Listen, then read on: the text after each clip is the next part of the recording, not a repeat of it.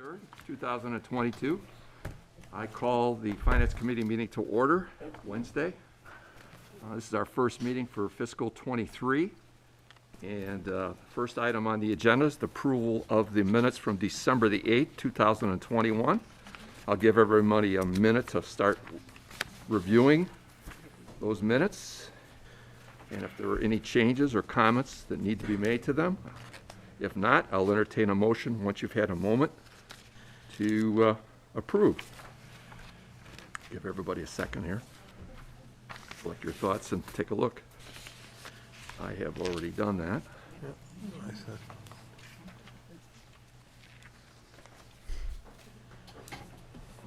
Oh, by the way, before we start this meeting, I'm supposed to make a statement that this meeting is being recorded with audio and video. Pardon me for missing that new addition to the meeting.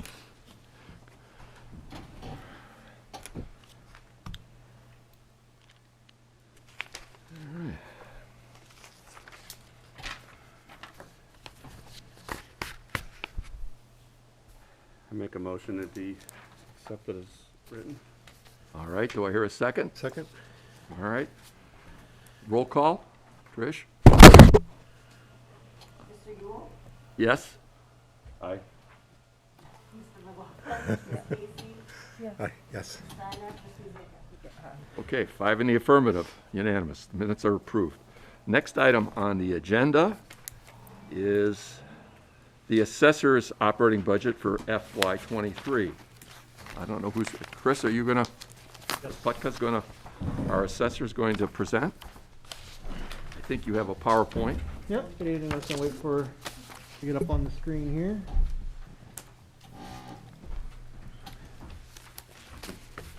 All right, so this is the 2023 operating budget for the Assessor's Office. We'll get into quickly what the Assessor's Office does through you to the public. So the Assessor's Office is responsible for valuing all the real and personal property in town.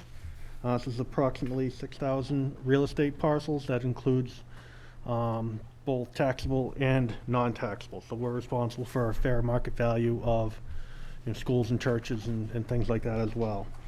There's approximately 500 personal property accounts, of which only 167 are actually taxable. There's a $10,000 threshold below which parcels are not.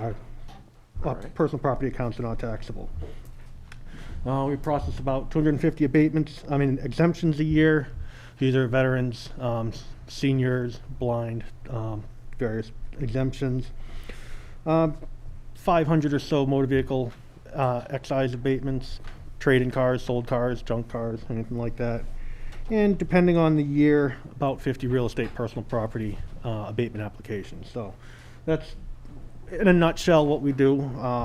It's a little more involved in that, but just by way of introduction. Excuse me. Yes. What's the difference between an exemption and an abatement? Exemptions, if you qualify, it's statutory.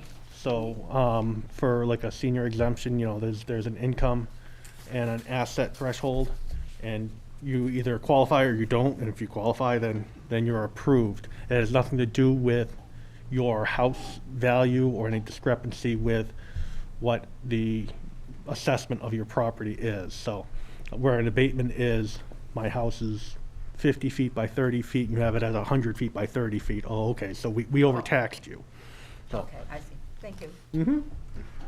Our accomplishments in the last year, we were forced to hire a new assistant assessor, so we accomplished that. We had our tax rate set on November 10th, if I'm correct, where we had the classification hearing on the 10th.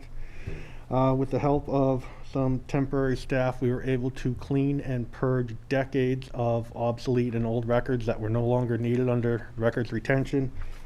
So that allows us to actually be able to find the records that are useful to us in a timely manner, because we know where they are and they're not buried under a pile of mess. So that a lot of cleaning in the vault in the basement. And we implemented some more new features from our CAMA system that we had implemented a couple of years ago. So. Goals for 2023. It is a certification year. This is once every 5 years. essentially, it's an audit from the Department of Revenue of how we set our tax rate, how we collect data. So I put that in bold because you're going to see some line items that are increased to support that effort. So succession planning, again, this year, another staff member is retiring, so we'll be bringing in another replacement. So it's going to be a wash, basically, is what you're saying.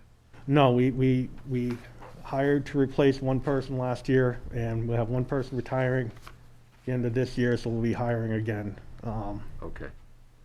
So new staff training, you'll see some extra money in the budget.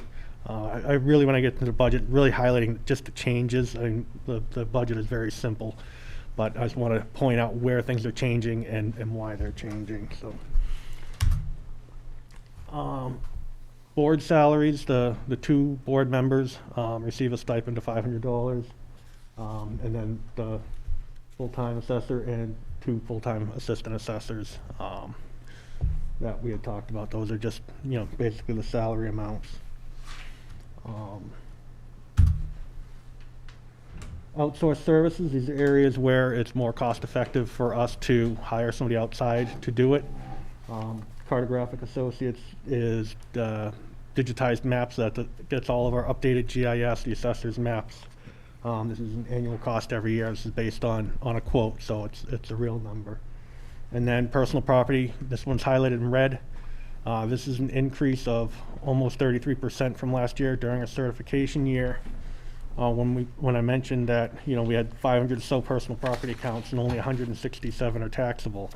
That we actually have to physically visit all of the ones that are around $50 or $100 that are nowhere near 10,000, but in order to get our certification, we got to go visit them. So that's what that extra cost represents, is going to visit a bunch of home offices and making sure that they actually only have one PC.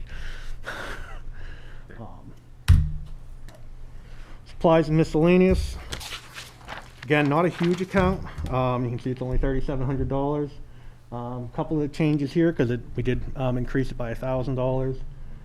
We have some extra legal notices associated with the certification year. Making our vision field cards in a PDF format. For whatever reason, banks and realtors don't like the linear format that the software comes with natively. So for a few $100s, we'll put them out in PDFs, and it's in the format that they're accustomed to seeing. And from a productivity standpoint, it saves us from having to email out a bunch of these ourselves. So it'll probably wash out, as far as cost and benefit. And then, town official apparel. We this past year got some shirts for the inspections. Just has the town seal, says town official on it. Honestly, we've actually gotten real good feedback from the public. It's nice to go out and, some stranger shows up to your house and says, hey, I want to go look at your construction. It's nice to have the shirt. So this is just in the idea of getting a new shirt per person a year, so that they stay fresh and not threadbare over time. So just trying to keep it in the budget so it's not something we go out and buy and then we're not, maintaining it. So that's really the only changes. Other than that, and you can see we know what we buy. We try to be very, very cost effective, very good stewards of the taxpayers' money. So there's not a lot going on there. Travel, education, and dues. Again, the only real change is training and conferences. Bringing in 2 new people. We're gonna have to send them out for extra training and identify training opportunities to get them up to speed. With the economy, it's having trouble finding people with fully the skill set we're looking for, or really even people with real estate experience. So we're doing a little extra training to get them understanding the role that they're having. So here's the budget breakdown. We're a salary heavy department, but we really, that's how the budget breaks down percentage wise, is what we can control we try to keep as low as we can. As far as supplies and things like that, we don't have anything fancy built in. So this point, if there are any questions, I'd be happy to do my best to answer them. So Chris, I'm looking at the assistant assessor, it says to be determined. You have a 52-hour, and then you have Lorraine at 52, so that person's retiring? Janine is retiring. Laureen replaced Vicky. So, okay, so you're still gonna be at 2 assistants? Yes. basically. Okay, so Yes. it's a little Correct. convoluted there with the retirement and backing on. So so I'm looking at total salaries for actual 20. It was 185,658. Now, so that's 20, the actual. So we got 20, 21, 22, now we're 23, if I'm doing my math right. So now we're at 219. So over that period of time, the increase in salaries with people and bringing on, because I think you only had one a part-time, and then you had augmented it with some outside No, professional we had services. 2 full-time people. Yeah. Still, what we did is we had converted them from Part-time. clerks to assistant Right, assessors. right. Yeah. So we're only talking, in that period of time, we're talking an increase of $34,309 from 20, 21, 22 to 23, Yes. which is 18.48%. So, If I could speak, the bulk of that, or a good portion of that, is in this year in the assistant assessor's salaries. When we went out to hire this year, we were not getting people experienced in real estate, so we put in a little extra in the salary, hoping we could maybe get somebody with some real estate experience. It's kind of tough when, our salary is what we're offering is, within 20% of what you make at McDonald's. And that's not to say anything bad about McDonald's, but that's the economy we're in right now, so. over a 3-year period, we've got an increase of about 34, about a little over $11,000 a year on an annual basis, or about 6%. So that's, okay. And then looking at the total, going back to 20, because of COVID and everything, actual was 212,459, now you're at 254. And the biggest reduction was, I think, what you were looking for, and that's what question I have, is in professional services. I know that you had requested initially this year, 23, 65, and you and the town manager agreed at 24. The year prior was 18 was budgeted. And going back to that 20, it was 20,000, not 800. But when I'm looking at 20, 212,459, and now we're at 254, it's a total of about 41,000, it is 41,983, or a little under 20%, again, over a 3-year period. I'm looking at stuff over longevity, consistency, because we seem to move Yeah. in all the departments, part-time become full-time, people retire and everything, so Yeah. you have to look at it Well- on a longer-term basis, continuity. And then we have COVID in the middle, so we have people that left, we have layoffs, we have all these things. So I'm trying to anchor it and come up with a growth, what the increases have been, and come up with a reasonable assessment. So I don't think there's anything here that I see out of line. Does anybody else want to chime in? These are my numbers. Does anybody see anything here that you want to ask Chris? Well, I'd like to follow up because I was also looking at the department request was 65,000. Right, I was. And Yeah. the manager's, the amount Okay. agreed on, I guess, was 24. I mean, that's Certainly. a big difference. Correct. Part of the certification, we outsource the personal property, and you saw that increase in the personal property in the operating Right. budget, because it seemed to fit there. We also have to bring in people for our commercial industrial valuation. I had put it into my request for the operating budget, and it was felt to be better to ask for it individually, because it's not a recurring, it's once every 5 years. It's not part of your operational It's- budget, it's a one-time, Per- every it's- 5-year it's- budget. So Right. So we're gonna ask that as a separate article at town It's meeting. a separate article on town meeting, Correct. to So do we'll- the certification for Right. the 5 years. Right, Now, don't you constantly reevaluate? correct. I remember from a presentation you gave not too long ago, I think before the board, you were saying that even though you're required to do it every 5 years, you're doing it on an annual basis yourself to stay ahead of it so that it's not so onerous. Not and to keep exactly. And to keep the revenue continually Every year- reflecting value. Every year I'm required to meet the statistics, so that statistical analysis. Every 5 years, the the Department of Revenue goes beyond just looking at my statistics and saying they passed to actually they'll come into town, they'll visit several hundred properties themselves, make sure our data collection is accurate. They'll take copies of all my costing tables and everything like that, make sure I'm not doing any kind of funny business to meet the statistics. Right, so you're not undervaluing property or overvaluing property. You have- Correct. Like I that said, you're it's- in line with what the statistical values are within the region and within the Right. community. Right, so the value setting process doesn't change, it's just more highly scrutinized, and there's extra reporting, and then there's the one extra component with industrial, commercial properties where they'll do an analysis on all the rents and expenses, and that's, we're gonna pay for that, we're gonna, Of course, values keep climbing. Yeah. So, and you have to stay ahead of that, or with Yes. that, and that's when they come in every 5 years to make sure that that's what you've been doing Mhm. on an annual basis. I got it. Any other questions, Chris, other than that 65? So that explains, I was gonna ask that too, why the difference? Because going back, it's been 2017, 18, so you're in line with previous years, it's just this hiccup. right, and you'll see it again in 2028. All right, Chris, if there's no other questions of the committee members, No. thank you for your presentation. Thank you. I think next up is land management. What's on our agenda here? Let's see here, who's up next? Oh, community center, I'm sorry. Shelley. Hi. How are we?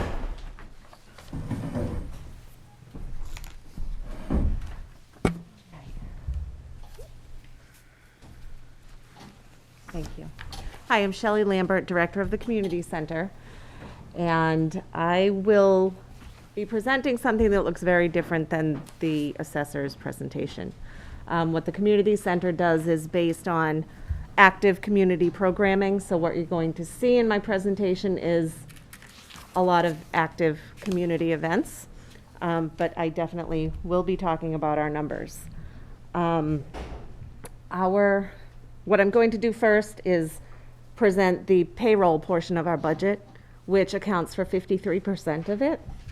And that payroll is made up of 4 year-round employees, myself, at 32 hours a week, 33 hours a week for the FY23 budget, a program coordinator who is part-time, and up to 3 part-time evening staff. We've been operating for a full year with only 2 evening staff. Sadly, one of our staff members has been out ill for several months, so we are kind of down a member right now, but we are looking. We have a position open, so if anybody knows anybody who is good with people and good with activities and is looking for a part-time position, we have one open. Is that senior staff position that I Yes, see? it is. Okay, so that senior staff position. No, it is not the senior staff position. Or We is have it no the senior on-field? staff. Okay, No. because I don't see any activity on the part-time senior staff position here. No, there Hours. is none. No, those were positions that were in the past. Yeah. I'd say probably actually it's here. When did we last have senior staff? FY21, Okay, and that was a senior clerk who was doing our accounts payable. But when I took over as director, I took over the accounts payable.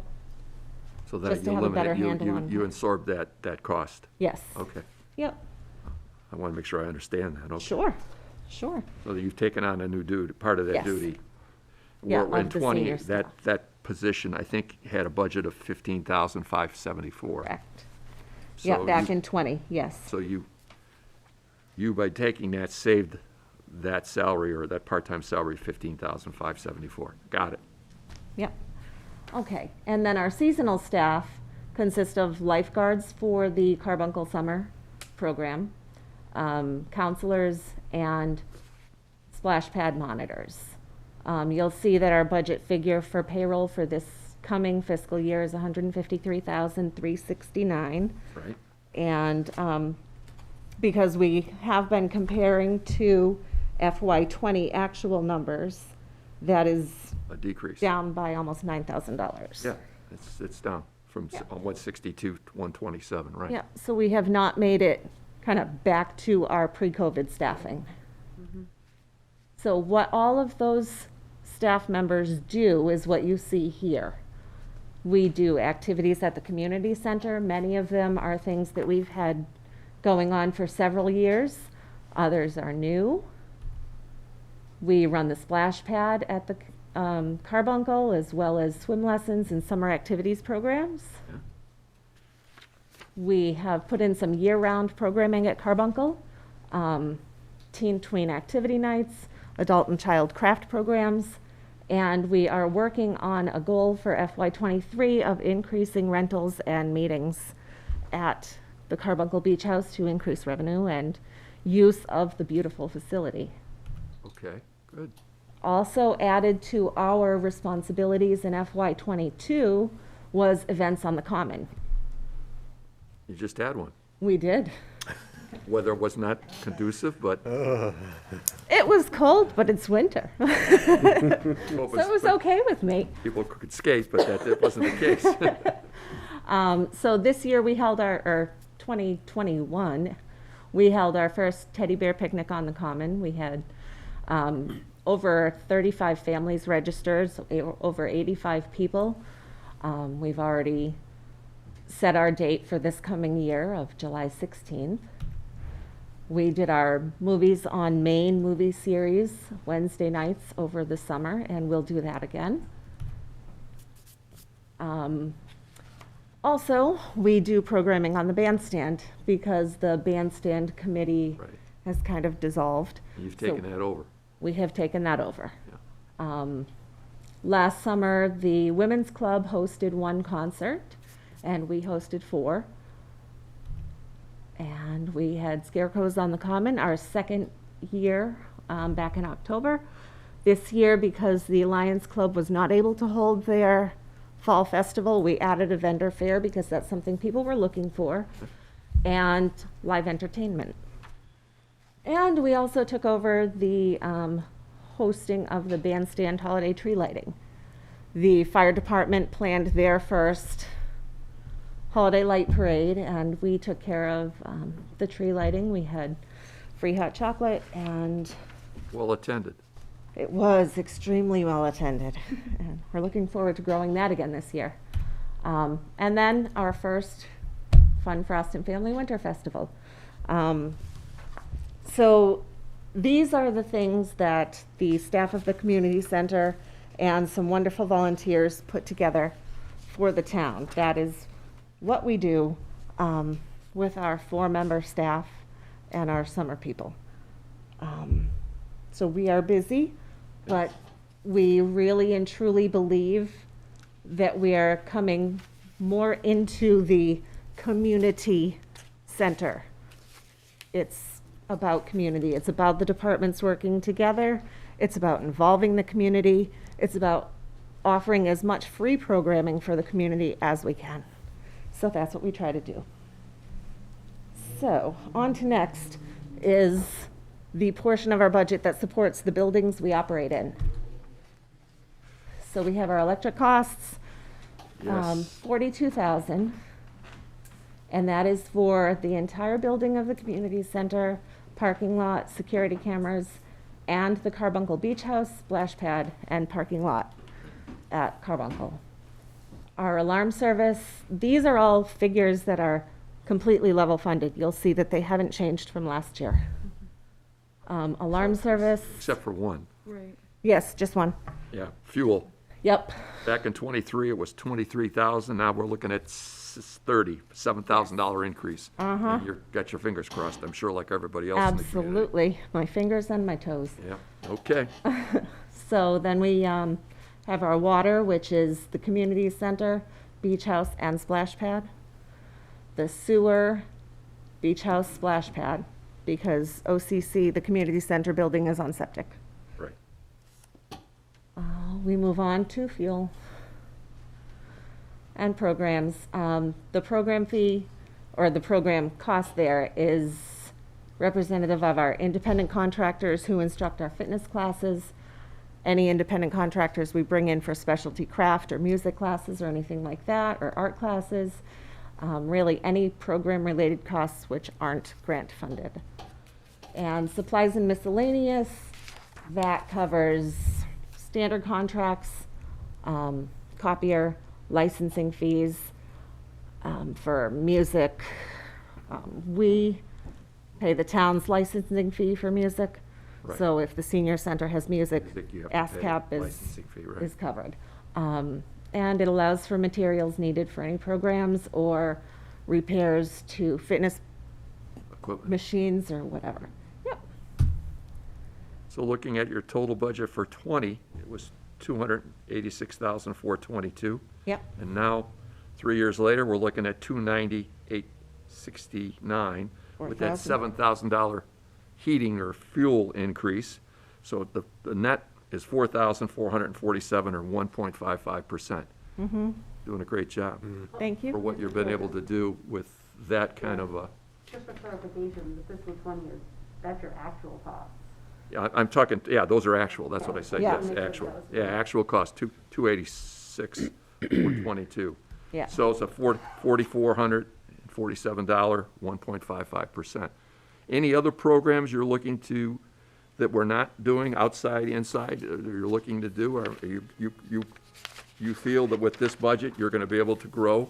Because I know you're adding stuff right and left, I mean. We are trying to add stuff right and left, and we do have great assistance from grant Volunteers. funding. Yeah, and you have So- volunteers, I know. Yeah, we have wonderful assistance from grant funding, Good. donations from local businesses, so we are optimistic that we are going to be able to offer everything that we would like at prices that are affordable for our And I residents. see you're doing it both from the senior standpoint all the way down to the preschool Preschoolers. standpoint. So you're covering the whole gamut of age Yes, sectors in the population. I mean, there's something for everybody at whatever age level they're at.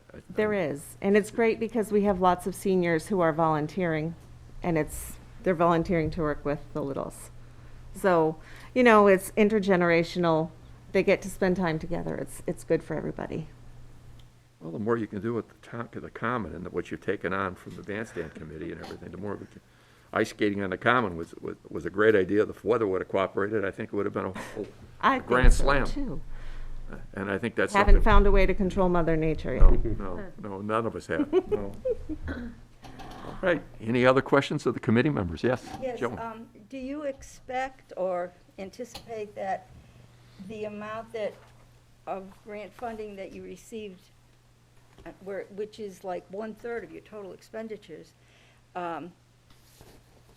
would be available to you for FY *23? I mean, is it pretty I consistent? don't want to count on it. It It has is- fluctuated year to year, so I Is it would, somewhat consistent so that you have a good feeling about it, or is it just? I have a good feeling that we'll be well supported. Okay. Yeah. There are items where if you look at my department request, what the manager has recommended is much lower. And that would be in our seasonal staff and our lifeguards. Yes, Um, I saw that. Was that a reduction Grant in fu- hours? It was a- It's, You had 4 lifeguards, but it was like $7,500 a lifeguard, and she came up with like $6,250 a lifeguard. perhaps, When I did the calculations, I looked at that. yeah, or, and the counselors, but that's where we'll be needing grant funding to make up the difference. And because it's children's programs, because it's summer activities, health and wellness, things like that, there are many grants that we can look for. The YMCA used to donate, gave us resources for a swim program at Carbuncle Pond, and I would imagine that's still available. The YMCA was very instrumental for a number of Oh, years they in were. providing swim lessons and everything at Carbuncle Pond, and. Yeah, my kids went through that and program. So hopefully that's still, Yeah, we'll look to the YMCA, but we also have our certified lifeguards who are Lifeguards. certified for swim instruction. and of course, that's all been impacted in the last years by COVID, so that's why we look at actual Yes. 2020 to get a To get a real better feel for idea. what normal would be, if Right. there is such a thing today. Right. We miss normal. Yes, we do. Any other questions? Shelley. You're doing a great job, Shelley. Thank you very much. I appreciate that. Really. We try very appreciate hard. you. Thank you. We've got to get people into that beautiful building down at Carbuncle, though. It's Yeah, such a- hopefully there's a resource for revenue. Absolutely. Because it is a beautiful building. It's hate to see it underutilized. I agree, 100%. People need to be, we need to advertise it, the availability Yep. of it and the Yep, amenities we're- that it provides for We're people. working on some things with the Board of Health to make it easier for people to come in and bring in food and things like that, so. Great. We're working on it. That's our goal. All Thank right. you. Thank you. Thank you. All right, where are we at here? Land management.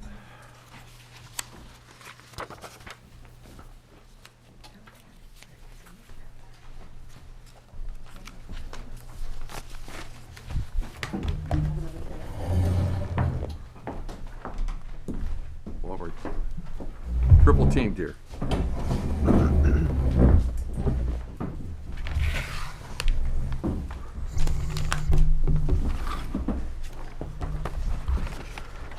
All right, who's gonna go first? Britt? Pat? Or Tony? Rock, paper, scissors. Ready? Who wants to go first? Board of Health can go first, you can get the health department. All right, we'll let you. Hi, so my name is Rika Starrett. I'm the new Director of Public Health Services. I started in December, so I am excited to be here.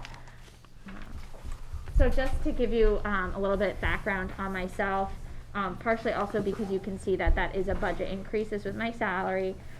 So I received my undergraduate degree from Wheaton College in Norton with my major in biology. And then in 2019, I received my MPH through the University of New England while I was also working for the city of Marlborough. And last year, I was very thrilled to pass my REHS exam. So I'm a registered environmental health specialist. I also am a soil evaluator, system inspector, certified pool operator. I have my food protection manager certification, my allergy awareness certificate. I've also gone through the food training program that the state used to provide, same with the housing program. Prior to Oxford, I was a deputy health agent for 2 years for the town of Walpole, and prior to that, I worked for the city of Marlborough. So that's a little bit of my background, and also to add on to our department, unfortunately, Laureen decided to leave the Board of Health. Chris now has her in the Assessor's office. But we have a great new administrative assistant, Shane, who just started at the end of November in our department as well. As I'm sure all of you know, particularly with the pandemic, the health departments have been highlighted, so there has been more information about exactly what boards of health do, but this is just a brief summary of everything that our department does. A big part of it is the regulatory aspect to the food, housing inspections, septic and wells, any nuisance complaints, pools, not that there are many in town. I believe there's one, camps, we have one summer camp, tobacco, and a lot of times people will comment, if you don't know what department it falls under, go to the Board of Health. So we cover a wide range of areas. So part of the budget request is we contract out some of our food inspections and some of our septic inspections. I have taken on some of those as well, so I'm also doing some of those inspections, and then the other inspections will fall under me to complete. And then obviously COVID has been a big area of focus for the health department. We've been really lucky to have two amazing contact tracing public health nurses that also work in the schools, so they have really done most of the COVID, especially since me coming on so late in the pandemic. They really just want to sing their praises to anyone willing to listen. So to help supplement the budget, especially with food inspections, I reviewed our fee schedule, and our last Board of Health meeting, you can see we have updated some of our fees. I looked at what other communities in the region had for fees, and so we have increased some of them. This will also help as I have looked at our food program and I'm trying to move it more towards FDA expectations and standards, and so that means increasing food inspections for some establishments. So with that increased number of inspections, especially if some of those inspections are contracted out, it would be helpful to have those increased fees to help cover those costs. I have a question on that. Was there Yes. a gap in compliance, or was it just an improvement that we're looking to make? For the fee changes or for the changes in inspection? For the frequency? changes in the inspection schedule? So that is recommended by the FDA, just the idea is risk, right? So if you have a restaurant that is higher risk because the type of processes they have, like they're doing a lot of cooking, cooling, reheating, then they should be inspected more frequently, Like just because Chipotle. they're. We Chipotle, don't have one of those. I was gonna say, they actually That have would great be, everything's standards done now. on site, so the opportunity for So- problems would be highly. Right, right. So basically, we did a reassessment of risk of the restaurants, and that Exactly. resulted in an increased schedule for inspection. Correct. And some you'll see a decrease, but overall, there's gonna be a slight increase in total number of food inspections completed in a year. Okay, but there wasn't necessarily a gap in the overall No, compliance? no. just Yep, making this sure is that- just Okay. kind Thank of, you. there's also a lot of funding that's, if, the more you move to FDA program standards, there's some grant funding that I hope to apply for, in like October, November, and this is one of the things that you can begin to implement to show that you're moving towards meeting those To standards. apply for it, you have to show that you're performing. Right, you Yeah. have to complete a You self-assessment. can't apply for it and not perform. You have Exactly. to show, and then you can get the grant. Exactly. Now, you said something about septic. What type of inspections do you do for septic systems? So, if there's a new system going in, and that whether that's a repair or a new construction. So if a system's in failure and they're looking to upgrade it, or it's, you're doing a renovation and you're adding number of bedrooms, that's new construction or a whole new building. So we'll go out, we'll, observe the perk testing, so to see how quick the water runs through the soil, Right. more or less the percolation testing. Do the deep hole observation, right, see what type of soil you have, because that also depends on what type of system you'll be designing and determines the perk rate as well. And then a plan will be submitted to our office. We review the plan and approve it or ask for revisions. And then once the plan is approved, the system will be installed. And there are various points in the installation that we go out and do an inspection of the install process. And Steve does that, I think, doesn't he? Yep, Steve and I as well, and doing some of that. Are you? Yep. Now, do you also inspect the food services in schools? Yes. Yep. That's what I thought. Yep, so we also do the school inspections. Most daycares we don't do, they usually fall under an exemption, but the schools we do. I have Right. yet to inspect them, but, Yeah. but they are coming. They're on the list. Exactly, exactly. And I think when Tom Purcell, before you were hired, was doing this on a part-time. He was doing what he could, Yep, but we didn't have a full-time person Correct. to do all what needed to be done. correct, and I also, right, I'm working, with the regional, different regional coalitions. We also, I'm working on connecting with the MRC, which is the Medical Reserve Corps, right? They help volunteer. So this weekend, I was at the Winter Festival, distributing test kits. I also, we had some food vendors there, so I was doing food inspections, and I asked MRC for volunteers. So I got 2 volunteers to help distribute test kits at the event while I was doing the food inspections. So getting involved more with that. Also the emergency preparedness part of public health, involved in that aspect. So, looking at, so basically, we're going from 0 to 60, because like I said, Tom was doing this. So now you're on board, so, back in 20, there was no full-time food service, so it's 0, and now you're at that salary's at 92, so. Correct. But there was nobody there, Tom was doing it, then he retired, of course, but, Correct. And looking to update some of the regulations, right, get those, like, up to some newer standards that are there. I'm updating some of our applications, food permit applications, plan review applications. So really building the health department up to where it should be, because there is a wide range of services that a health department does or should do.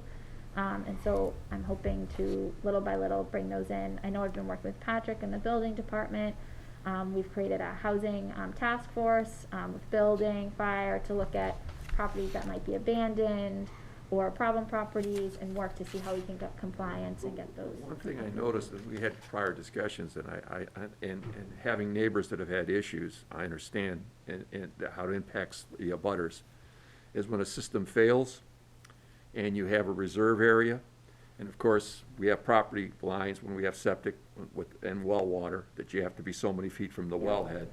And obviously, on the property itself, you are, and your reserve field is, but the abutter within the reserve field, you have to make sure that's still, the continuity is still there, that buffer is still there. Yep, that's one of And the in all setbacks. cases, that's, sometimes that hasn't happened, or they had to go get a variance because they couldn't put it in where they thought they could put it in.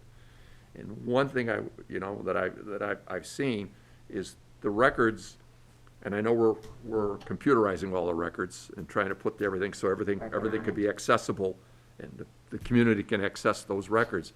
To see the abutters can see their neighbors, where their well is, where the abutters well is, and where their neighbor's septic is in relationship to the reserve field, so that's public record, so that people unknowingly do something that impacts one of their neighbors when they go to redo their septic. And I know there's money out there for redoing the septic. I think the state offers you like $4,500, not a lot of money, where they give you $1,500 a year over 3 years of a credit off your income tax, your state income tax, to upgrade your septic system. I don't know if people know that, but I noticed that was a problem with one of my neighbors whose septic failed, and it impacted the abutter, and the abutter had to get a variance because, and of course, that wasn't accessible on the records, the property plot plan. That's something that should electronically be married, those two documents should be part of the property documents. Yes, I mean, ideally, and long-term, I know we're doing stuff, but you've got money here budgeted to automate, and I'm just throwing that in there. And I mean, long-term, we'd love to see where, like, you can go on, you can see just, everything and see online. go under your address and see all the documents Right. that go with it, including like the septic plans, right, the as-built, Where the your reserve system is, where the septic Yep. is, where the well is, so Yep, that, so they don't even have to come into our office anymore, just left online. It would make it a lot easier for a lot of contractors too. for everybody, right? Yep. And everybody can stay on board and not worry about impacting somebody out of ignorance, basically, because they didn't realize where their wells were or what the distance was. Yeah. But, so the big thing with you is basically your salary, you're starting from ground zero, basically, from what we didn't have somebody in your capacity, and now we Correct. do. Correct. So my goal is to build the department and really serve the community of Oxford. Any more grant money, anything you see that can help abate your duties and your salary? I mean, you mentioned one. Yeah, so I'm definitely going to be looking through the FDA, the food programs, and then I'm always looking for different grant programs. I know that this year there was a lot of funding for public health, but in the regionalization. So we're working with some communities in our region to hire. We hired a community health worker, so she's looking to do a partial community health assessment of our 6 communities. We're looking to hire a regional inspector for our 6 communities. Of course, with COVID, there's money. Exactly. So definitely always looking. I know that NACCHO sometimes has good funding opportunities, so we're definitely on the lookout for grant opportunities. Any questions to the board? So one additional thing that I do want to add, I'll just skip over these items to the goals, that's the actual fiscal year 2023 goals. The top one I want to highlight is an in-house per diem public health nurse. Currently, we've been contracting out our public health nursing services. That's under professional services, and I'm looking to have 16,000 professional services to have a per diem public health nurse. So that we Because can sharing that with the school has a public nurse, or 2, don't they? So they're being paid through ARPA funds to do contact tracing. So they're actually school nurses. Right. So the idea is that once contact tracing is officially over and the pandemic winds down or ARPA funds run out, that they would no longer be there. So their role has been COVID contact nursing. So when contact that role tracing. runs out, are you looking to So offer I'm them, looking to have, offer bringing them on to you, or? so if that is something they would be interested Oh, okay. in, but this public health nurse, it's outside of, it's not just COVID, right? The idea is, I'd love to bring a flu clinic in-house, right? So I can't do it for this fiscal year, because you already have to, apply for reimbursement and put in the order for the flu vaccine already. But to bring a nurse in to start that paperwork process, because there is some revenue that you can receive from that, by having a flu clinic, because you can bill the insurance companies for that. And So then it'd we be get, like revenue neutral, pretty much. it's, or there's partially? usually some, revenue positive. It usually, it does cover what you pay for the flu vaccine, but there, you do usually see some revenue from a flu clinic. The amount varies each year, but there usually is some. So how much would that offset the salary of this public nurse that's in-house?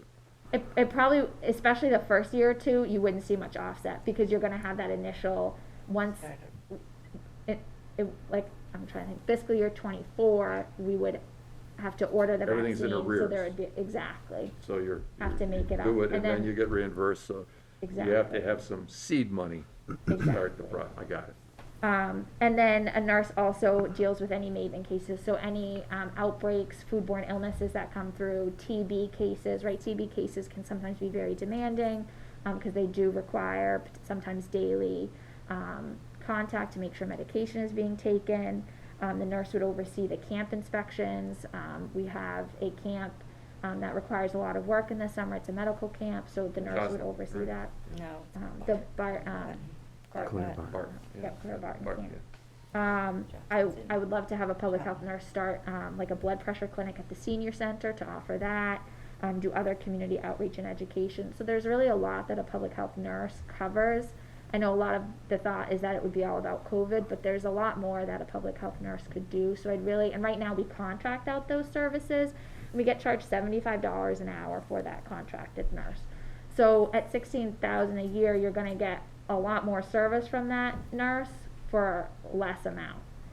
So that's I would say one of my biggest asks for this coming fiscal year. But again, it would be coming out of professional services where the contracted nurse position has been prior. Okay. Is that the difference we see between the 54 request and the 28 manager? So the difference there is that the septic and food professional services are actually going to be coming out of a revolving account.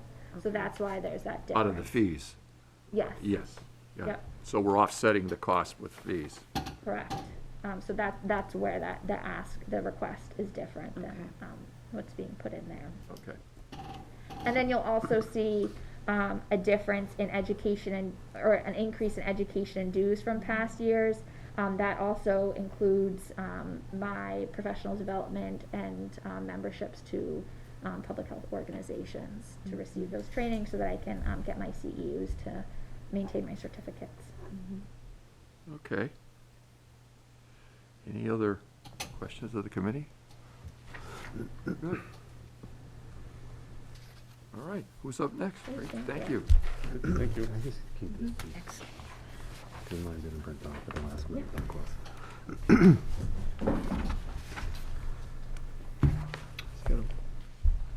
You wanna go? There you go. All right.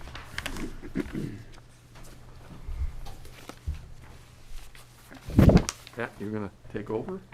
Yes, thank you. My name is Patrick Dahlgren. I am the town's new building commissioner. Introduce myself here. I've been here about 8 months. New like Reeker here for the Board of Health.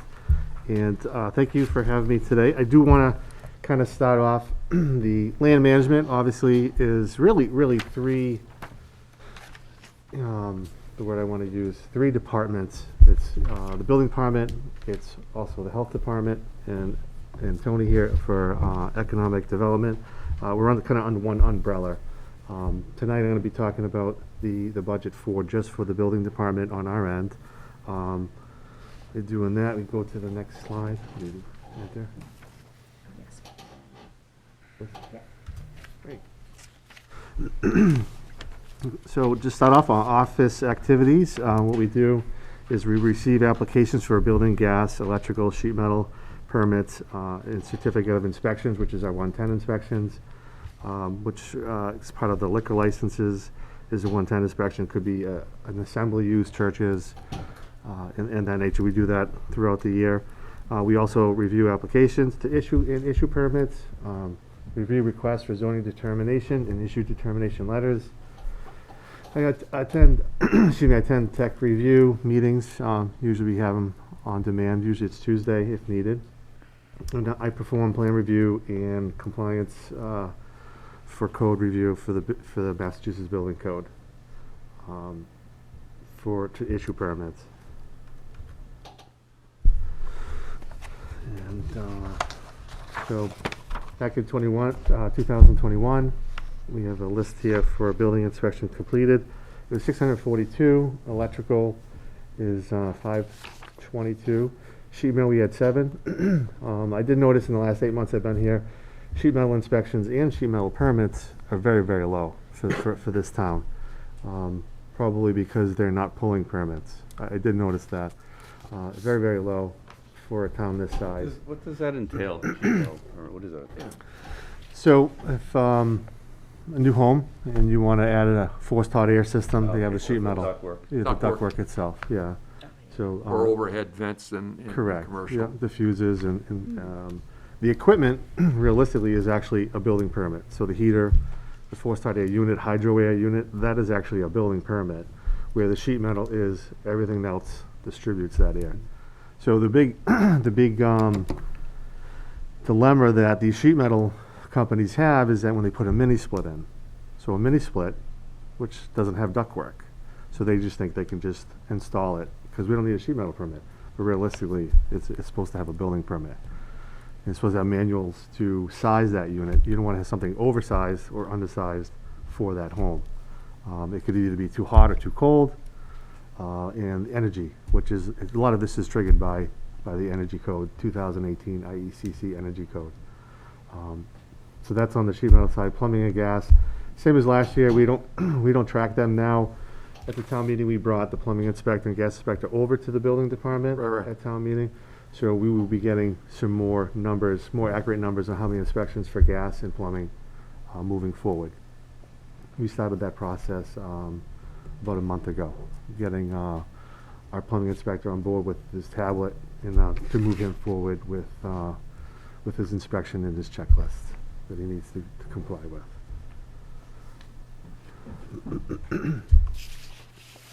2021 accomplishments. So when I started, obviously you do a quick assessment of the building department and the processes that prior building commissioners have been their processes, and we make some corrections, and one of them was, correct the building permit issuing process. So like I said, like sheet metal versus building permits, applications, trying to use more current applications. Some are still out there that are kind of dated, and the information that is required by the state that we have to have on a building permit application, some of those was lacking in that side of that. So we changed that, improved the awareness. This is a big one, of cost of construction on permit applications. So what does that mean? It's the awareness. So a permit fee is based on a total cost of construction. So if you have a new home, for example, and a contractor comes in and says, total cost of construction to build that home is, say, $80,000. Now, obviously, it costs a lot more than $80,000 to build a brand new home. But what the contractors try to do is put a lower cost in so their permit fee can be a lot lower, because that's based on, usually it's a number like $7 per thousand of a total cost of construction. So improve that awareness and then continue to move forward with that awareness. So to keep the cost of construction more relative to the construction of, central Massachusetts. What's the cost per square footage of a new home, if it's a deck or a shed, anything. So trying to keep that more consistent. And then also in the last 8 months since I've been here, conducted a town assessment for general and zoning bylaw violations. Basically, driving through the town when I'm doing my inspections and just being aware of properties, commercial and residential, that have some issues in regards to some violations of the zoning bylaw or general bylaw. If it's blight, trash, vehicles is a big one. It's, Isn't there a law on the books as far as registered vehicles, how many you can have that are unregistered on a piece of property? yes, there are. You can have, right now, you can have 2 unregistered vehicles. That's what I thought. Yes, yeah. There's many properties out there that have a lot more than 2 vehicles. If some of them, even if you want to call them a vehicle, some don't have tires and frames and boxes of, yeah. A lot of tires. I do see a lot of tires in the town here. I completed the bidding process for scanning and archiving all of the files. So we're down to two companies that this is what they do. They're bread and butter. They'll take all of our files, all of the old archive files, and they'll scan them, and they put them into a digital file. So what we do with that digital file, it's going to go by address. So I created and implemented a digital street file for all of the whole department. So I can use it. It's shared with the Board of Health. That's what I was talking about before. Correct. So I made one up, and it's all by address. So it's pretty organized. It's alphabetical, and then alphabetical by street. So you can access it any which way you want. To get Correct. that So, where Main Street, you tap on M, opens that file, and then you pick Main Street, and then that opens up, and you can do 123 Main Street. And everything from here to today back should be in that file. So this company will scan this for us. This is what we approved last year on the Correct. budget for those records. Correct, yes. Poor Mary going to do without all those file cabinets. Well, that was another thing, we moved them down to the basement to clean up our office also. Yeah, so the digital street file, we got that moving forward. And then, like I said, we had moved the plumbing inspector under the building department umbrella. From the Now from you're the- all together. Correct. So we got Correct. all that information will flow. Yep. One source, good. So goals, 2023 goals. So moving forward, really would like to improve the permit tracking software we have programmed now. I really would like to improve the ability of the program that we have. It is a good program, online program portal. It does have some limits. It is a little bit limited on the building portion side. Like if you want to, on the Board of Health side too, it may have some limitations. It could be better. So there is an upgrade coming. So hopefully we can get that upgrade from the software we have now. If it's not what we're looking for, maybe improve it moving down. No, going online, I had to pull a permit and I had to get my electrician. Correct. I gave up. I said, Yeah, yeah. here's $80, you figure it out. Right, exactly. Prior to I starting, the previous building commissioner, he had a vacant property registration program that he kind of started. It really didn't get off the ground since he had retired, so I'm trying to apply that with the Board of Health's help. Try to get that back up and running. Right now we have nothing to track vacant properties at this time. We have a process.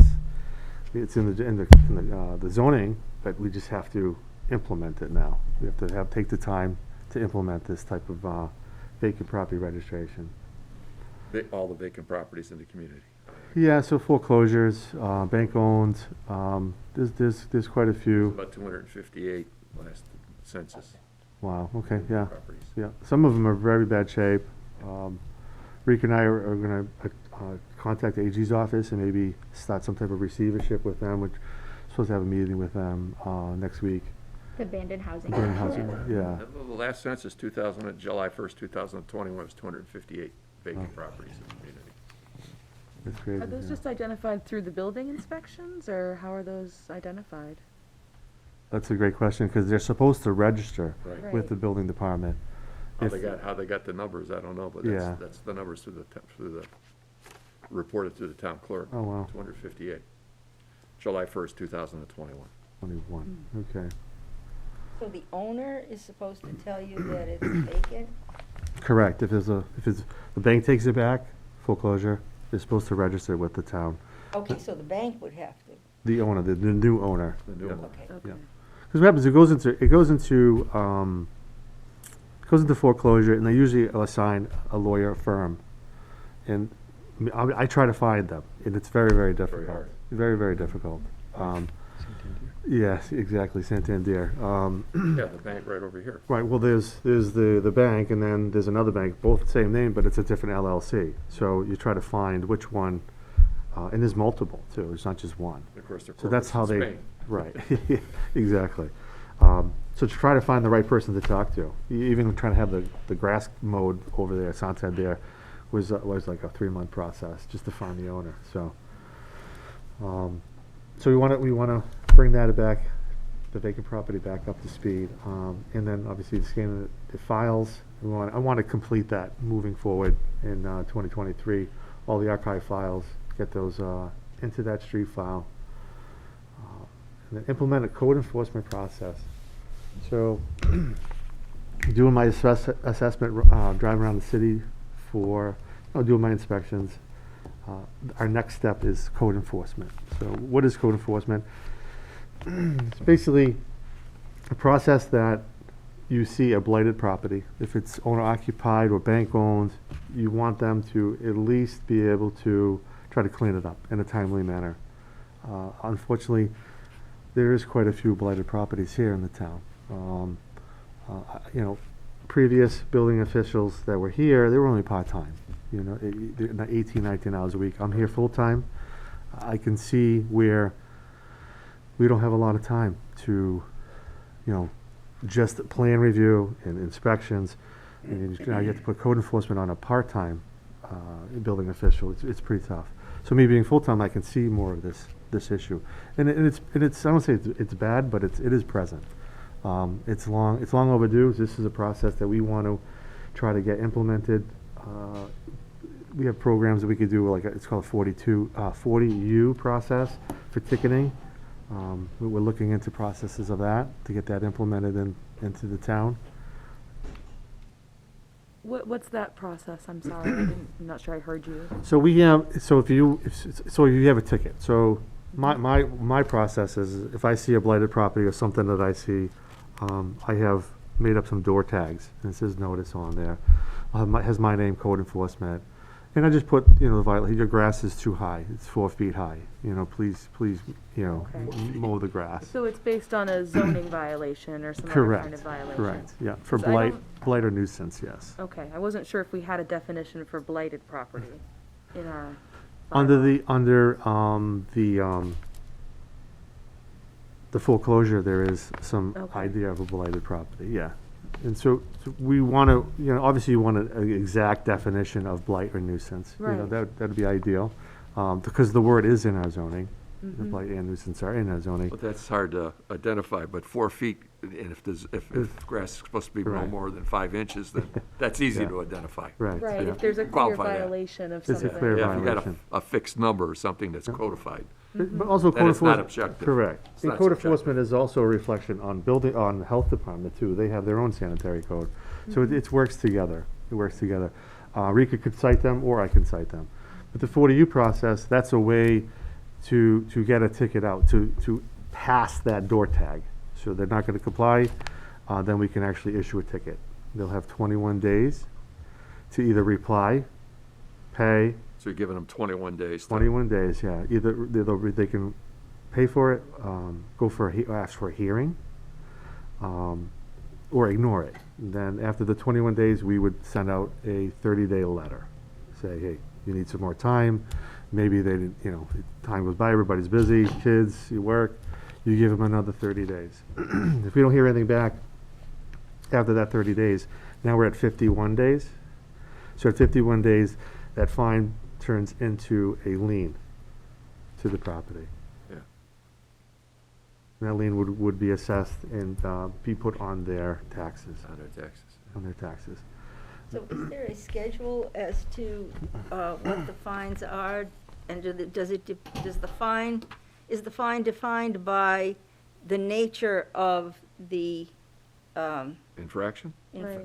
thank you, that's the word, Yeah. infraction? I mean, is the fine the same for somebody who has boarded up windows and trash all over the place to the same as someone who has 3-foot grass. Well, in my opinion, someone has 3-foot grass, they could fix it. They could Yes. mow the lawn, you know, Right. but if someone has a boarded up house and junk vehicles and tires everywhere and the neighbors are calling me and complaining, that's a little bit different, you know. But do we have a schedule of Not yet. of We're fines, or- starting this process out now. Okay, now, is that something that, in order to implement that, the code enforcement process and the fine process, does that have to go through, I don't know, the zoning board of, somebody, does it have to be approved We somewhere have to go along the through the line? town meeting. We have stuff Town on the meeting, books okay. now. This would clarify that. Okay, This would clarify it and streamline it. But that would have to go through the town meeting, yes. and be so voted right on. now, we have something that's out Correct. there on the books, but it's really weak and Yes. very anemic. Correct. It takes a long time. It has to go through the court system. And then typically, there is no judgment. It's kind of, you know, they kind of ask to get the process taken care of, you know, of if it's mow the lawn or blight, that they ask. Usually not a reward through the court system. So a lot of that work is done without any discipline, I guess you want to call the word, discipline. Thank you. So you're looking for, I'm looking at the on-field position here, part-time, the 30,000? Correct. Okay. To help you for 16 hours a week, basically? Correct, yes. We had an inspector prior to COVID, prior to I was here. Obviously, he had to be let go because of the COVID. Now we would like to try to bring that back Bring and that gear up Back, okay. part-time. Eventually, hopefully, you know, maybe make that position a full-time position. Are Eventually. you know, you're talking about codes, and you were talking about split systems and other Yes. things. So Yes. I've had to deal with that myself. A lot of miscommunication or misunderstanding of what the law is or isn't. I mean, within the community, the professional experts, the HVC people, what they think it is and versus what it isn't. Mhm. And it's totally, from what I'm hearing from you and what I'm hearing from them, they're night and day. Correct. So I don't know how to educate the professionals, Yeah. not the lay people, as to what's required and what isn't required. Because you know, as a homeowner, you get in an argument. No, you don't need this. You need that. I said, look, it's $80. It's a check. Let's get the permit. And then, of course, I go online to get the permit. And like you said, the system is difficult. And then I throw my hands up and say, okay, I need you to help me fill this thing out because I don't have your PIN number. I don't have your license number. I don't know all this other stuff. Exactly. Here's your $80 though. So Right. I think there's an opportunity here to educate a certain segment of the population, which are the contractors, if you will, whether it's electrician, a plumber, or whatever, because what you're advocating, and I'm not saying you're wrong, and what they're advocating are night and day, and the homeowner is gonna pay for it, so they're held harmless. So it's not like they're saving money, they're saving money. I'm paying for the permit, Right. but I'm in an argument with what's required and what isn't required. So there's a big gap there. And you touched on it, and I'm saying, boy, if there's something from an outreach standpoint that needs to happen, I think that's an educational. Maybe there's got to be some kind of a class or something, Well, or, we had a couple good days of weather, and I'm out doing my inspections. In 2 days, I caught 5 contractors working without permits. 5. Five? In 2 days. In 2 days, that's it. wow. And I wasn't even looking. I'm doing an inspection, and then there's a van across the street, and they're putting windows in. The next day, on Main Street, putting 20-something windows in, no permit. Drive down the road, guy remodeling an interior of a second floor ceiling, no permits. Following day, HVAC, putting them in, too many splits in, no permits. And then drive down the street, another contractor putting in about 8 windows. No I know I had to permits. pull a permit for Yeah. to replace a window so that it was certain kind of energy. Correct. And I had to pull a permit for my heating stuff. Yeah, But I and pulled a great I pulled example, permits, but a great example of that is I went to 2 inspections for some windows purchased by Home Depot, and they don't even belong in Massachusetts. They're not even rated. So Funny, Home Depot sold them the windows, and they don't even belong in the state. Actually, they don't even belong in New England. Well, when I bought mine, I paid extra, and it cost me another month to get it because I had the, whatever is it, the ER, whatever it is, the rating, Yes. which was The in U code. value, yep. And then I said, well, this is a one-time deal, I want the extra. So I paid the other $280 more to upgrade the, and of course, that cost me another month for special time to wait, and I paid the extra $280. And then Yeah. your predecessor came to the house, and Yes. all he wanted to see was that That number sticker. and everything, took a picture, and he Yes. was out the door after, you know, it was, he checked him, it was installed correctly and everything, but, Yes. yeah. So there's a communication problem, I mean, well, maybe, I would think, people, not pulling a permit, period, there's no communication problem, but when to pull a permit on some of these things. Well, in my opinion, I think the contractors that I've been catching they're repeat offenders. They've been getting away with it. So they're the same name we see, or the same company I see, in my opinion. All right. My opinion. All right. Any questions? Pat? So, okay, so you're looking for another 30, and then you've come on board for the Correct. full-time for 90, and we only had Duffy here, part-time, so that's not a real good comparison as far as salaries go. Excuse me, John. Yep, go ahead, Jim. There is one thing. You're requesting $71,177 for a full-time admin, and the town manager figure is $51,000. That was originally two administrative assistants, and now it's just the one for the Board of Health, which is the difference. I'll say. Well, there's one that's unfilled, it's for 20,000, for 19 hours. Up here, That's the administrative one assistants, you're Shane. That's what she's talking Shane, about, and then okay. unfilled. Yeah, okay.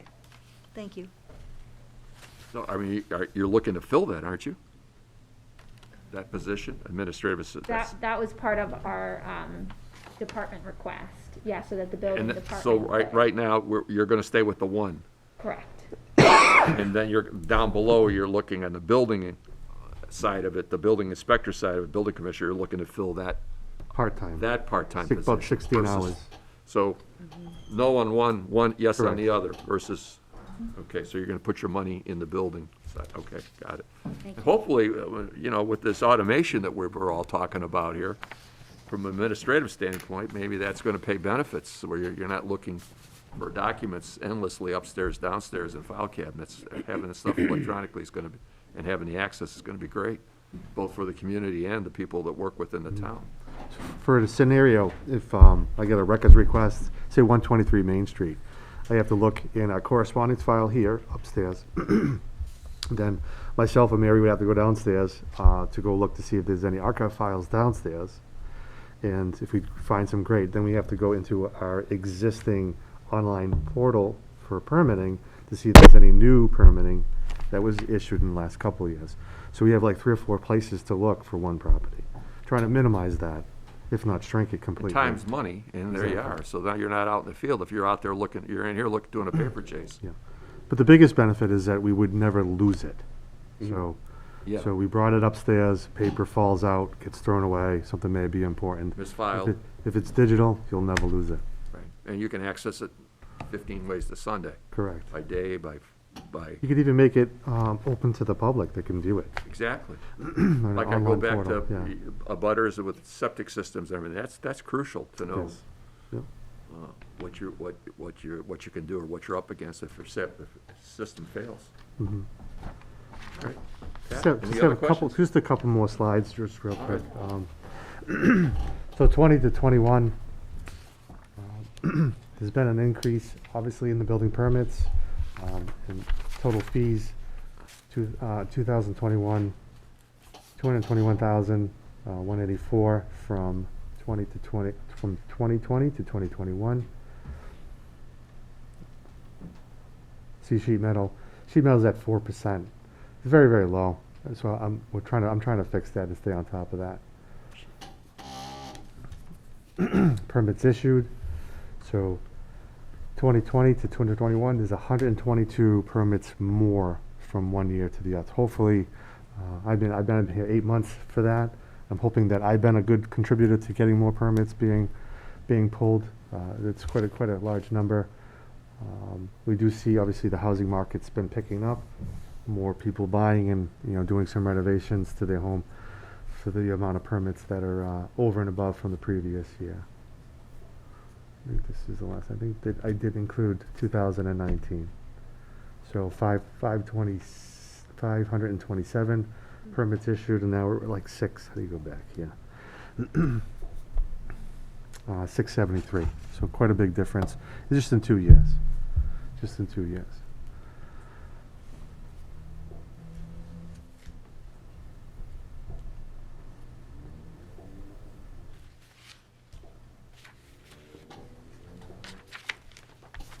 And that's the presentation. Thank you.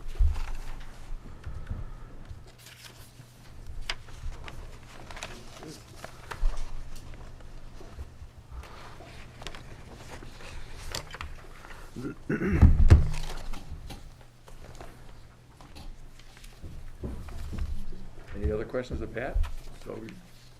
Well, obviously, more permits, more revenue for the town, so it does offset some of your activity for that and other things that you're doing. You're not just looking at permits, of course, you're doing. Not just permits, but also like bigger companies, IPG, we get a lot of stuff coming up. They just built a huge warehouse.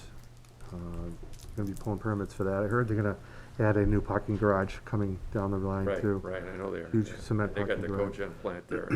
Correct, Trying to yeah. get working.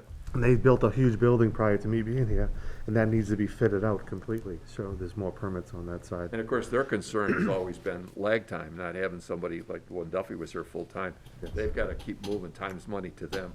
They can't be waiting No, for they don't. weeks for And somebody they, to show and they up don't wait and either, do it yeah. and spend an hour checking. So they gotta move. They move fast. And I worked in the city of Marlboro too for 6 years prior to this job, and IPG is also in Marlboro. Of course they So are. I know all the architects, engineers, contractors, so it was a good fit. So I know all of them, they know the process, so. I know they were it's worked out well. concerned, they were willing to fund an independent person to come in and do their permitting, because they were fearful that Yes. we didn't have, when Duffy was part-time, the resources to keep them on Right. schedule building-wise, that they'd pay for somebody, for the community to have somebody there so that they could move quickly. Yes. But now that you're here, So we're doing all the commercial in-house? You're doing it yourself, the commercial Yes. inspections? Yeah. Yes. Commercial and residential, yes. any other questions? Pat? Tony? Good evening. Good evening, Mr. Chairman and members. Tony Souza, Director of Planning and Economic Development. Going on now my second year, and with this opportunity, I have simply two slides tonight. Would like to talk a little bit about the FY22 accomplishments and goals for this upcoming year as well. Some of this may sound familiar. The FY22 accomplishments are married to last year's presentation as for goals that we were working on. For example, work to support approval of recent zoning amendments at the annual town meeting, which was the revamping, updating the cluster bylaw to allow more flexibility and development opportunities, provided an incentive for development that would fall under cluster bylaw, provided that they maintain open space, a certain percentage of open space, in this case 70% contiguous open space. The update of the cluster bylaw, and you'll hear this throughout my presentation, is directly aligned with the 2017 master plan. And that bylaw was developed through the planning board, favorably recommended and approved at town meeting.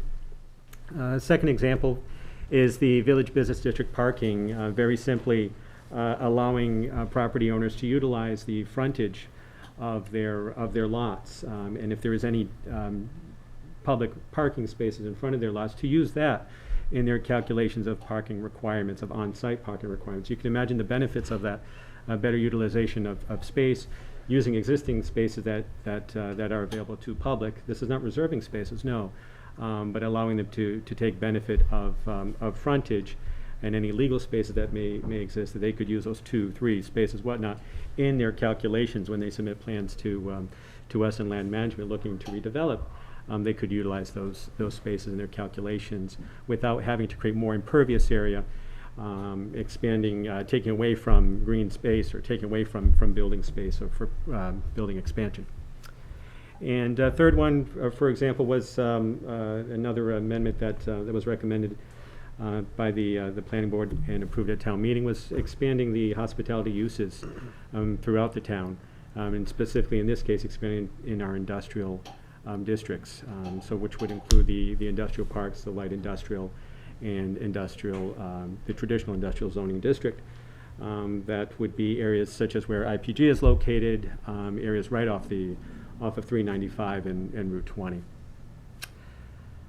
Spent some time last year talking about a goal of applying for, with the town manager's office, applying for various grants, and I wanted to focus on planning grants that we applied for and were successful in obtaining, and explain a little bit how this fits in to some other objectives and funding. So open space and recreation plan, our open space recreation plan expired in 2017. It is a requirement to tap into certain state funds for design, construction, acquisition of open space to have a valid current open space and recreation plan. We were fortunate to secure grant funding to update the plan now. It's good for 7 years. And you update the plan, submit it over to the state, and once you have an approved plan, you can tap into various grant opportunities that exist with the state. So, for example, and the town has done it over the years a tremendous job, certainly, using CIP and the generous contributions of various foundations, such as the Smolinski grant, and as was mentioned earlier, I believe was last year over 70,000. So take, for example, the generous contribution of that foundation. You could actually match that towards a future grant for parks, open space, for trails, for indoor recreational, for some programming activities perhaps as well. So this would open up this planning document, this planning grant that we received to update the 2017 plan will open up other opportunities for us to pursue.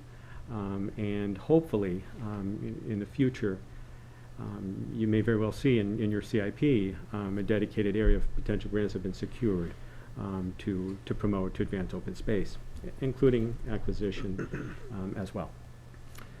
Brownfields Assessment, also very excited about this, something that I'm really looking forward to doing more of these. So we were fortunate to receive funding through our regional planning partner, CMRPC, and funding was the Brownfields Assessment Program. It's through EPA and dwindled down through the state and our regional planning authority. We're currently working, and that funding is targeted to private developments. We're currently working with the owners of the Moscovian property. Right. And coming up with an environmental assessment of that site, phase 1 assessment. And when that is complete, we'll have an opportunity to apply for remediation grants as needed as well. It's an important tool to help accelerate redevelopment of these abandoned properties in town.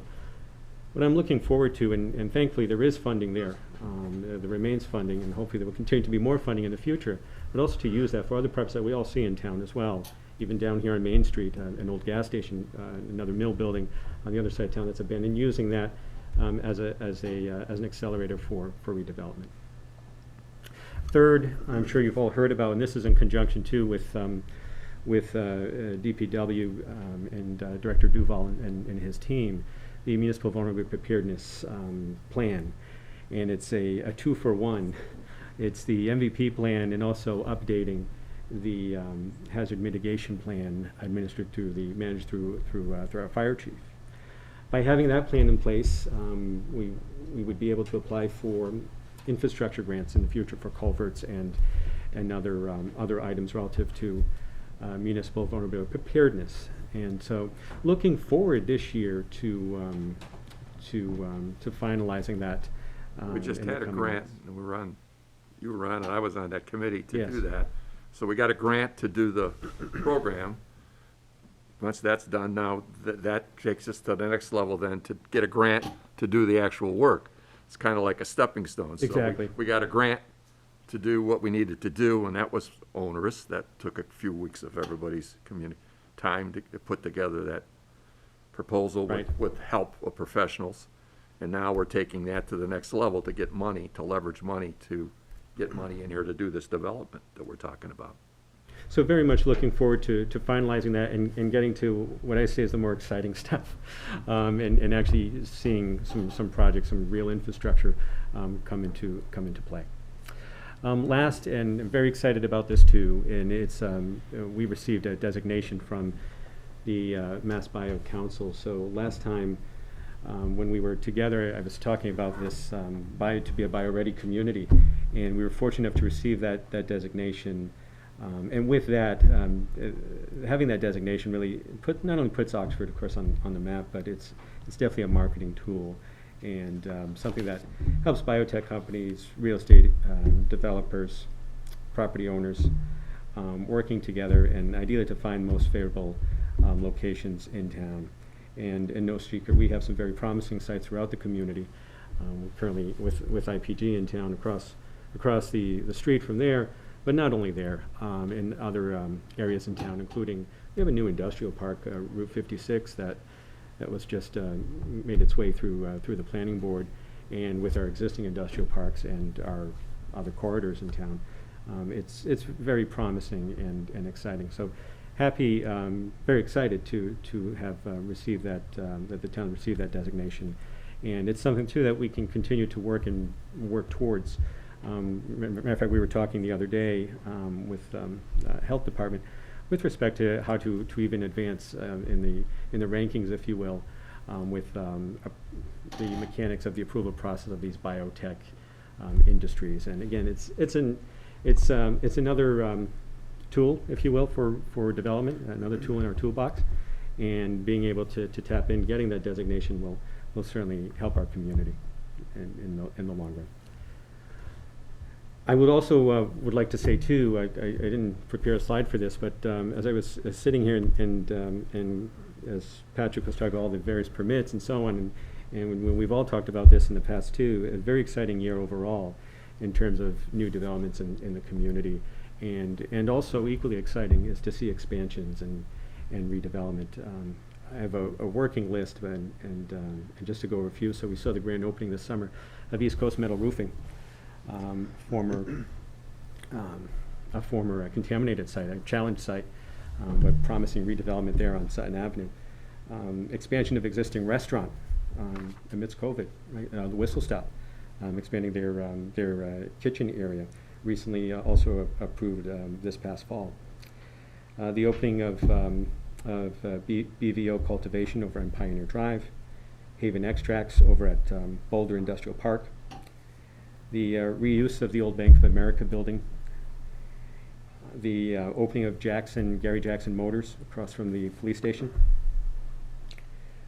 Patrick mentioned the expansion of IPG, the opening of TC Controls over at 80 Leicester Street, soon to be the new, a new adjacent to it, industrial park on Route 56.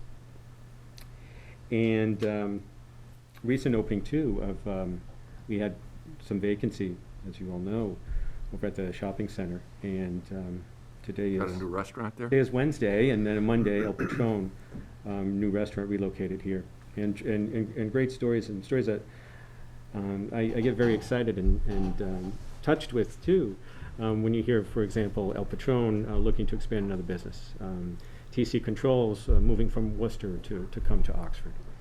And Whistle Stop, very near and dear. Great to see a restaurant making improvements, making expansion.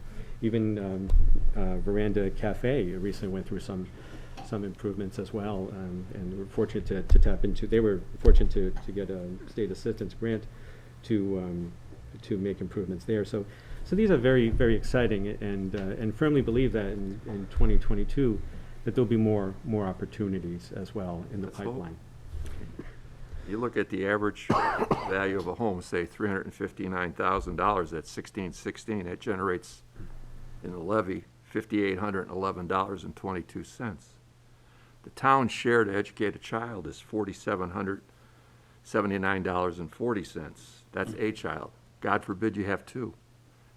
On paper, family of four, as far as contributing to the levy, we lose money. We don't fulfill the school quorum, let alone give money to the fire and police and the town. So if we don't raise our participation in business from 20%, just under 20% to the next 5 years, hopefully to 30% on smart growth, which is what you're doing, Tony, that's really going to benefit the community. We need to really focus, but not just on grants, but on growing businesses smartly in the community, businesses that we all can live with, done correctly, permitted correctly, and become part of the community from a tax standpoint. Because right now, the way education is funded through the real estate funding, and the state does give us about a third of that, and then there's Title I money that they get, so there's a lion's share of it comes from the state.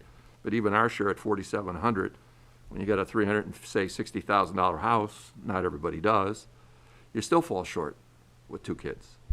So if we don't start attracting more businesses, which is what you're doing, and smartly, we're going to struggle as a community. So you're doing the right thing by opening this up and getting these grants and pursuing this money, because people don't realize the way the formulas are today, we're behind the 8 ball as far as using the levy to fund education. Now, the state has realized that and has stepped up, but even our share, after they've given the lion's share of it, we still fall short, even at a $359,000 house. So businesses that don't send children to school, that can contribute, the IPGs, the Wilson Learnings, and the others, and getting those people on board and coming here makes all the sense in the world economically for us as a community. Everybody needs to realize that we need to attract more business to our community to offset the shortfalls, so that we can afford to live here and enjoy what we have and do what we need to do as a community to keep it resilient, as far as whether it's roads or bridges or police or fire, whatever it is. So you're doing the right thing, Tony. I mean, attracting business. I know you've been working on this diligently to bring people from other businesses from other communities that have dual tax business and residential, as like Worcester, where they tax the businesses at a different rate, Auburn, different rate, bringing them here where we have a single rate and bringing them to help offset the shortfalls that we incur just trying to educate our children. Absolutely, absolutely. So if I may, a couple of goals for FY23, and no surprise, I've been hitting on these to accelerate economic development, and what does that mean, and what are some things that I'm looking at here? One is to look at the infrastructure needs and utility. And with beautiful access to rail and to 395 and 90 and 20, and looking at opportunities where we can, that the public sector, whether it be through grants, through some development incentives or others opportunities, looking at ways to expand our infrastructure. For example, recently through Mass Works, extension of sewer line down Route 20, that's going to be critically important from Auburn, from the Auburn line all the way down to Pioneer Drive. Huge. But also looking at water, even the most basic, fundamental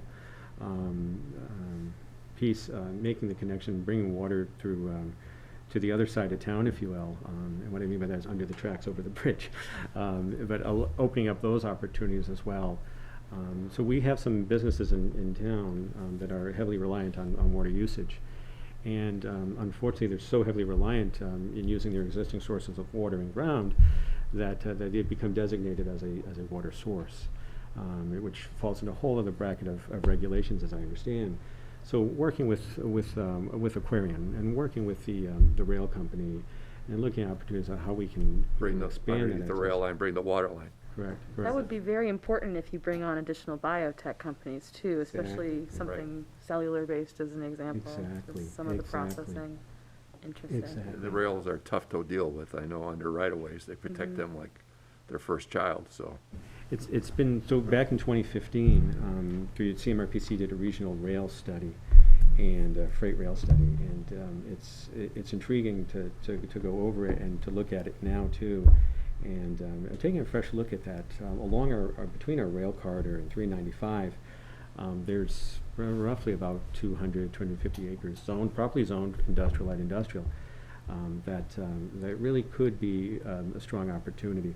What I've kind of come across too is there is a general interest in diversifying or using rail as a mode of operations. Side truck. And working, yes, and working very closely with the rail company. Now you can imagine all the benefits of that, in one end, and we are working, fostering good relationship with the rail folks, and certainly with DOT, and in conjunction with Director Duval as well, on how we can open up some more opportunities for development along the rail corridor. There's really some, I believe, some really prime spots, and like I said, roughly about 250 acres of land properly zoned. Same can be said too on the other side of town along Route 20, on the landlocked parcels on the back, and some potential right along between 20 and Route 90, which would be very promising as well. Under accelerating economic development, so I talked at length about Mass Bio, but a quick little story too. We have currently an RFI out, a request for information, seeking applications from prospective retail cannabis businesses. So we have a license that just opened up recently.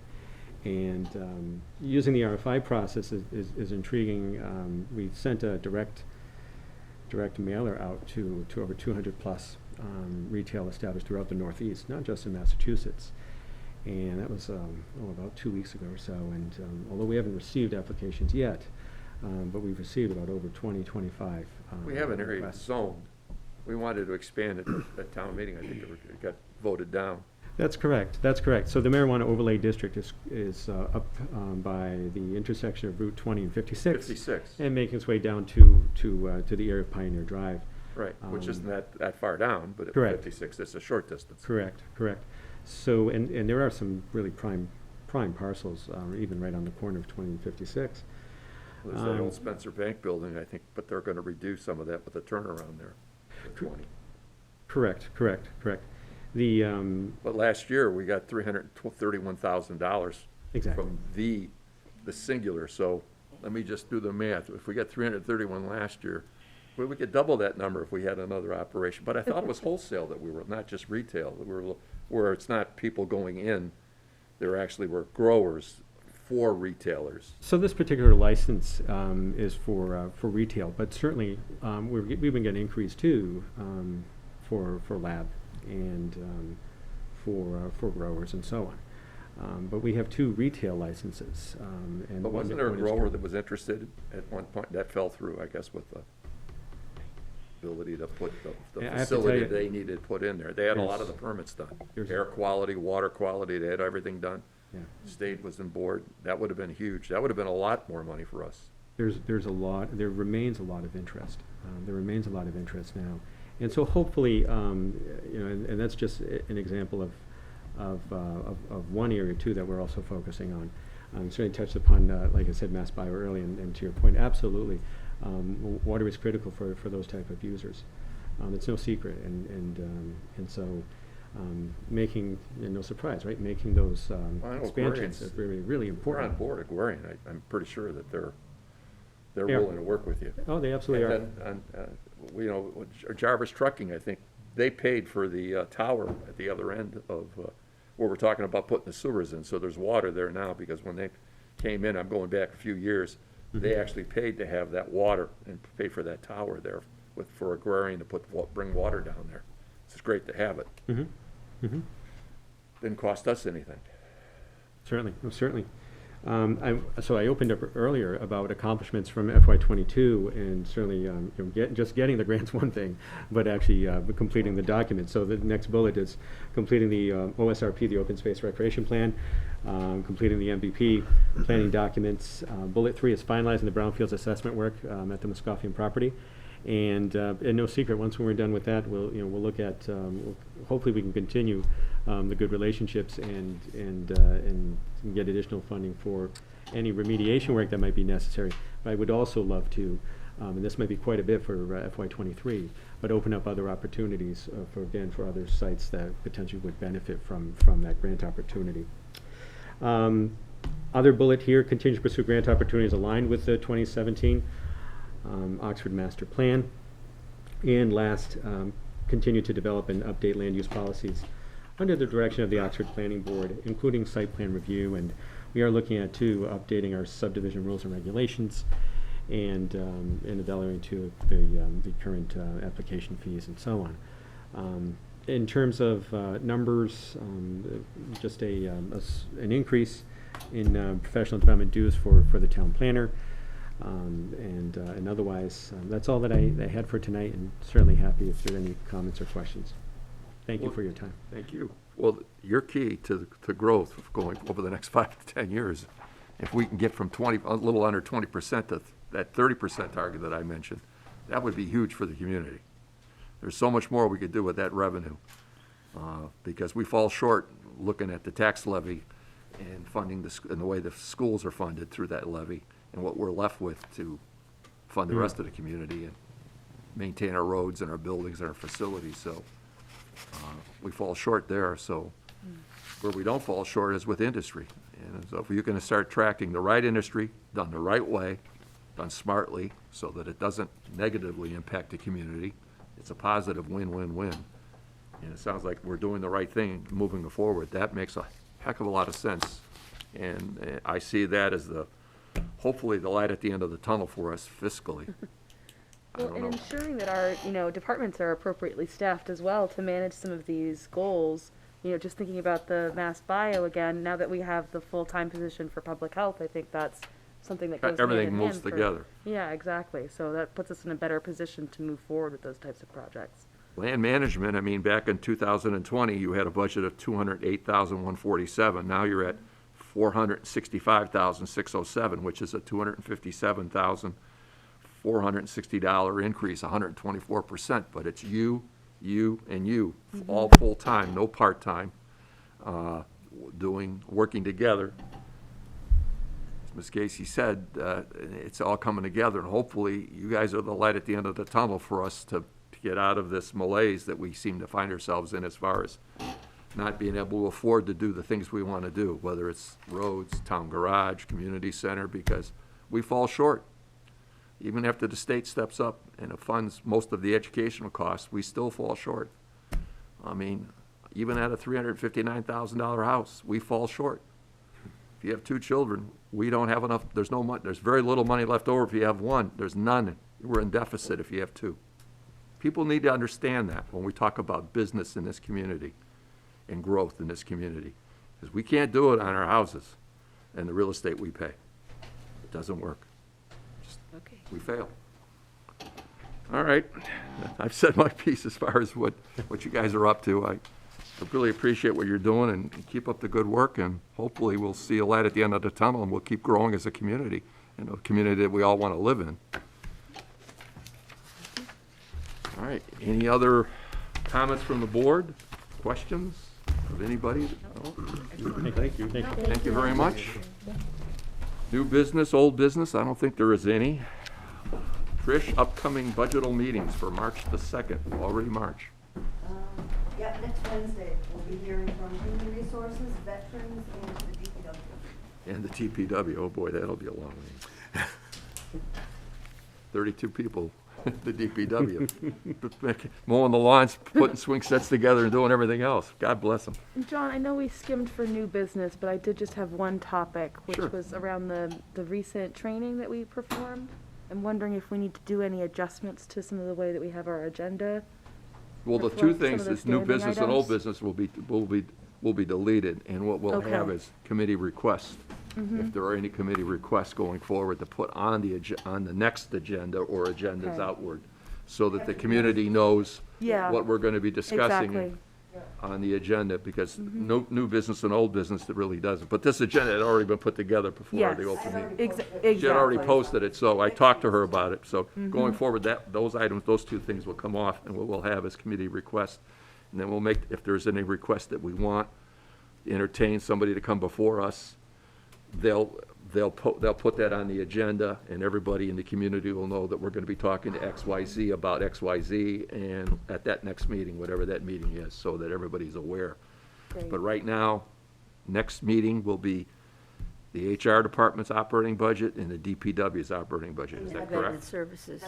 And veteran services, okay, 3, all right, so now the public knows that, and then you'll post that agenda.